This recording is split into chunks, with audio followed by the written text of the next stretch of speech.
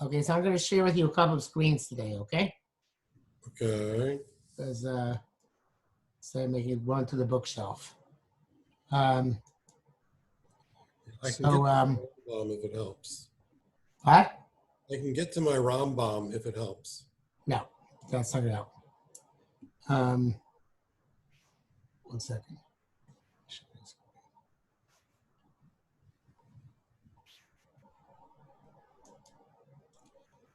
Okay, is this big enough for you to read? You're not sharing yet. Oh, there we go. Yeah. Yeah? No problem. Okay. So this is from the Yad Rama and Sanhedrin. We're going to do a couple of Rishonim today. Yad Rama is Rameir Halevi Abulafia, if I recall correctly. A Rishon, obviously, on the Sanhedrin. And we are going to do this is from Perek Chelek, actually, from the Agaritas in Perek Chelek. And we're going to do this one, his interpretation of this one. On Daf Tzadik Alf Amud Aleph, Dibar Masel, Ahuu, Tsdoki, Rabbi Ami. It's saddest he said to Rabbi Ami, Amritu Chayu Shichve, right? You say that the dead are going to come to life. So how is this possible going to happen? במקום שאין מאין ואין העפר בנה פלטרין גדולים. If Kodesh Baruch Hu, without water, without dirt, in other words, to make bricks or whatever, he built great palaces. Mitipa Ktana, and he built, so that's a reference to, obviously, metaphor for human beings. Human beings come from small drops, which are conceived human being. They make immense palaces, very complex. Those drops make very complex structures, the human beings themselves. Inami Maisa Berashit, or else, I should say this is the Yad Rama's interpretation, Mitipa K'tana, right? It's not in the Gemara itself. Inami Maisa Berashit, it's also he made the creation. Shinti Yesh Me'ain. He produced things from nothing, ex nihilo, ein afar bana. עכשיו שנפלו, now, if the palaces fall, whether they're human beings or regular palaces, yesh ma'im yesh afar alachas kama v'kama. Certainly, it's going to be successful in relatively easy to reproduce human beings. By the way, as an aside, Rabbi Kaplan, in one of his famous essays, says that the way transformation will take place is by reconstructing DNA. Just like the initial person was made by DNA, the DNA can be reconstructed, and that's how human beings will come back to life. In fact, he suggests that scientists can start the process by growing human beings in petri dishes, and that God will complete the process by putting the shamos into those reconstituted bodies.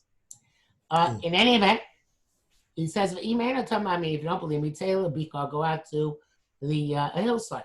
Ray Achbar, see a mouse, Shachציו וחציו Adama, a mouse which is half flesh and half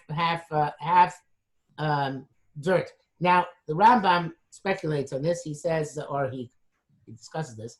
He says, how could there possibly be such a thing, right? This sounds like almost spontaneous generation, because we're starting out from half dirt and half flesh, and then becoming completely flesh, whatever road that it is.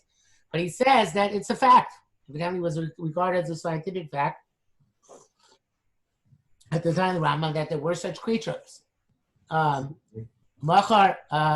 min Achbar sheshorץ v'nafar. It's a type of mouse which is generated from the dirt. It's not born from another mouse. Machar yishritz. The next day it becomes it's what's the word we just used? Generates. Naskula of basar becomes completely flesh. The shamatam is man maybe let's say it happens after a long time. Unase kula basar, and maybe you'll say it takes a long time. How can you have tchias hamesim in 1 moment? Alei lahara a.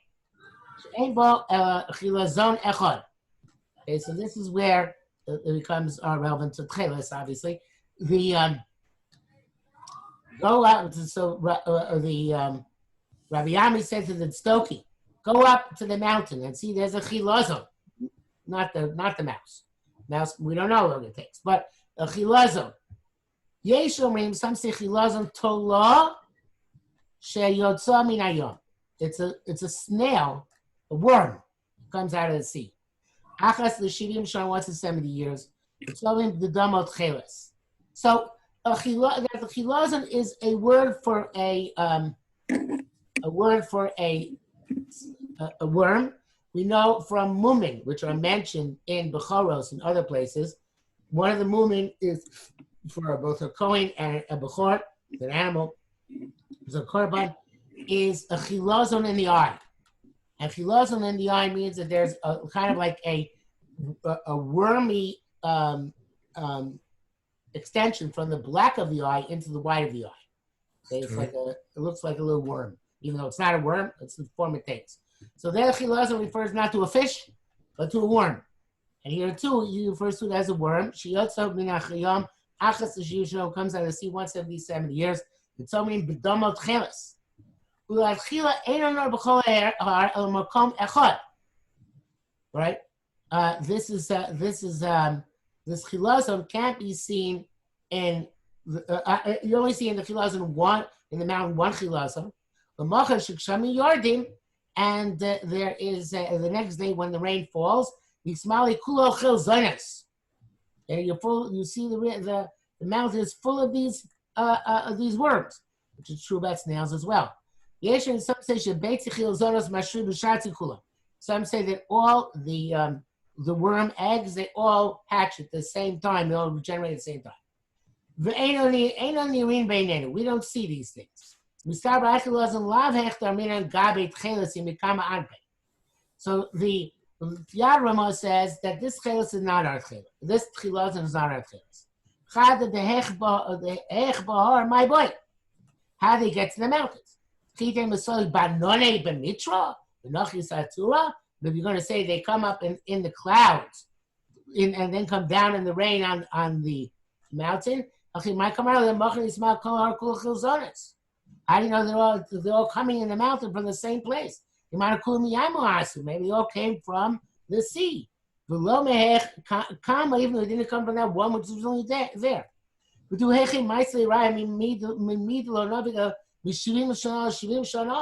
Maybe it takes all 70 years in order to generate this worm. How do you know it's overnight? Especially according to the subsequent explanation, it's more difficult. We're going to say it's because these eggs, they all regenerate simultaneously. So they're not created from dirt. What's the evidence from here to Techeles Mason? It's not the same type as Techeles, so it's not the same type as Techeles. But it's a different type, which is spontaneously generated from dirt and water. Okay, so I didn't look up what a chalzum is in Arabic, but we should, I guess, right? If you know how to do that. What? If you know how to do that.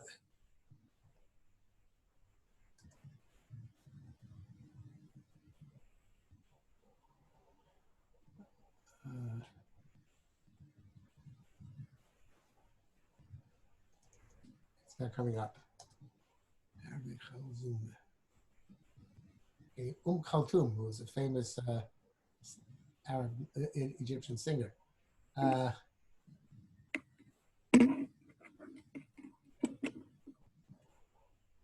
Well, here's something interesting, though, that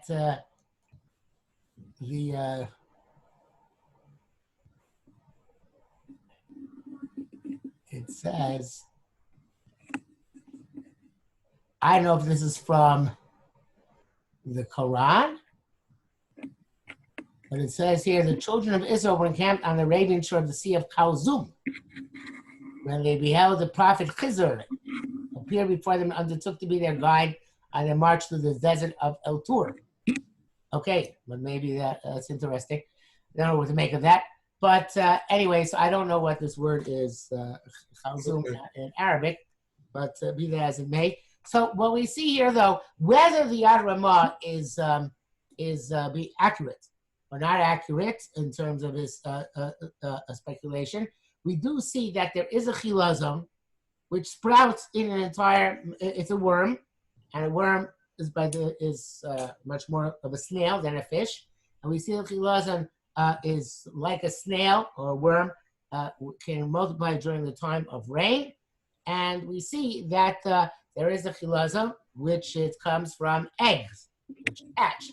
So all these things indicate that a chilazon is not necessarily a fish, and that it can be seen perhaps, although it's not clear, on the seashore. And it could be that even that's where it hatches its eggs. Now, I did not look to see where Murex trunculus hatches its eggs. Probably it hatches its eggs at sea, but because it has gills. But in any event, it is prevalent on the seashore, as we know. That's where they find it. So the Yad Rama is one source in Rishonim which actually discusses a chilazon as being a worm as opposed to being a fish.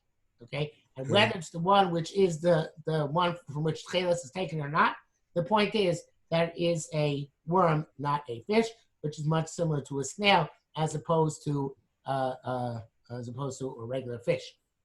Okay, that's one source. Okay, the second source is this Techeles Harush in Chulin Daf Mem Zayin. Now, what's fascinating is, and I'm not sure how this happened. Again, this is something which I did not look up and did not examine, but the color kachol does not appear in our sources. We don't have the color blue in our sources. We have Techeles, which is Techeles. We have. Don't we talk about shuferes kabamachol, mashu kazeh? What? When they talked about the makeup that the women put on their eyes, they talked about the kachol, something like that, right? I didn't think it was a word that had to do with blue. I thought it was a word that had to do with that nature of the mascara in general. Because the mascara is held in it. Let's look it up. I don't remember how it's spelled, so I may be making something up out of thin air.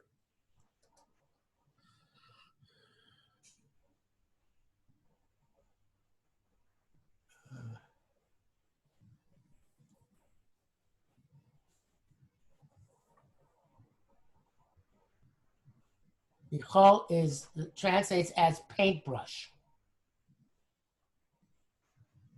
Okay. Michal is the applicator. I meant the Shvoferis is the two which holds it. I'm sorry. The Michal is the paintbrush. Okay. So it does not say anything about the color. Okay. That's interesting. Maybe the word kachol derives from Michal, but not the other way around. So in fact, there is no Hebrew word. I don't know what even, it's a good question where the word kachol comes from. Because it's not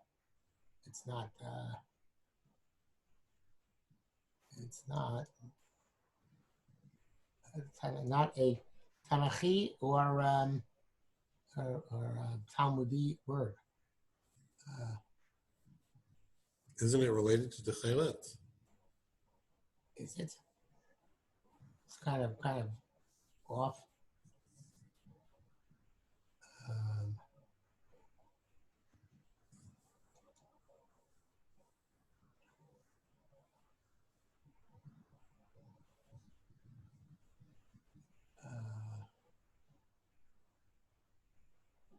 Yeah, and the dictionary doesn't tell us the derivation. Let's see if we find it some other way.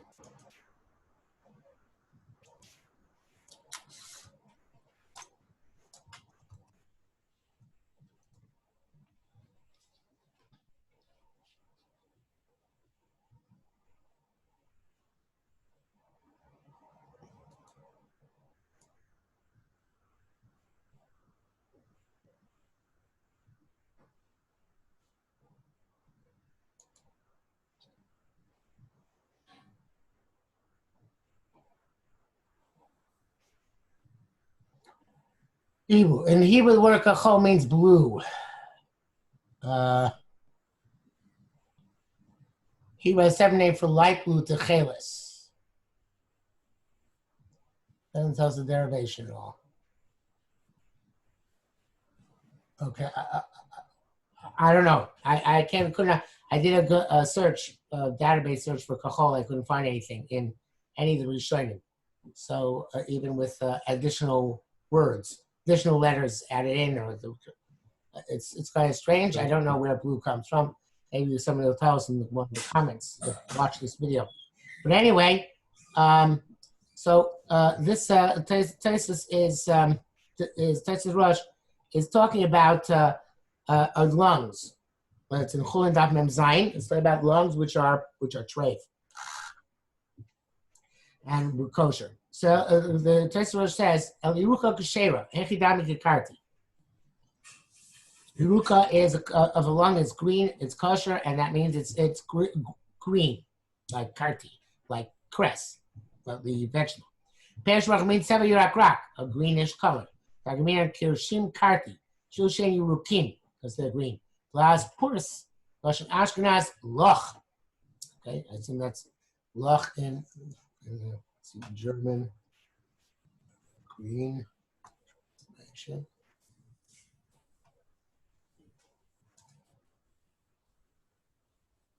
No, it's grun.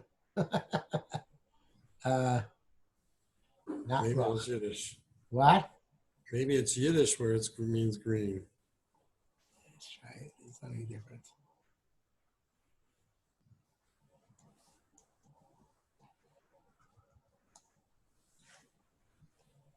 The Russians speak Yiddish. Okay. But lach is to see, but also means to a lake, a sea, a pond. So maybe because these are greenish type of bodies of water. In any event, maybe Rabbi brachas. It brings evidence from brachas, where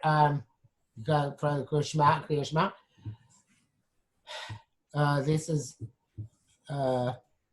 I'm probably spelling wrong because loch in German means a hole.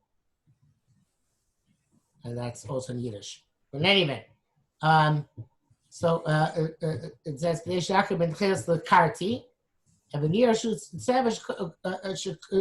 so karti is greenish, it seems, because should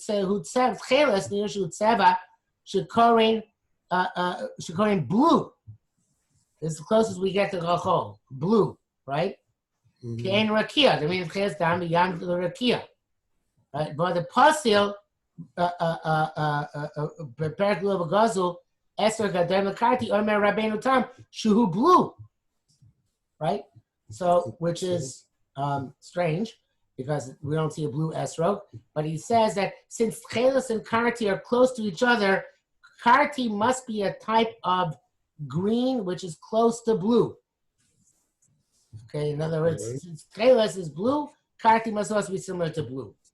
And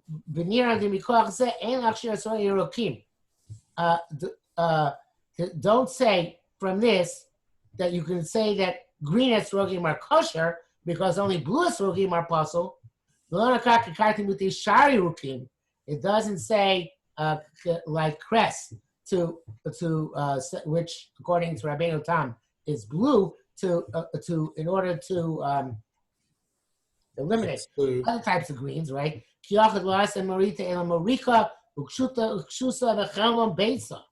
only comes to exclude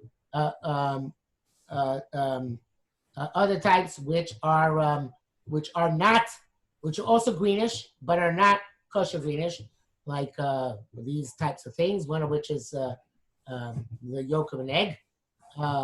The whole shamar york kosher. All other types of green are okay. Odish maro york and the meat himself in the goyim yorak rak keknafa tabas. I don't remember what bird that is. But anyway, by york is chanichav. That when Avraham Avinu took out his students to fight in the war against Lot, so we come bizahav. He tempted them to come by promising gold, by dangling gold in front of them.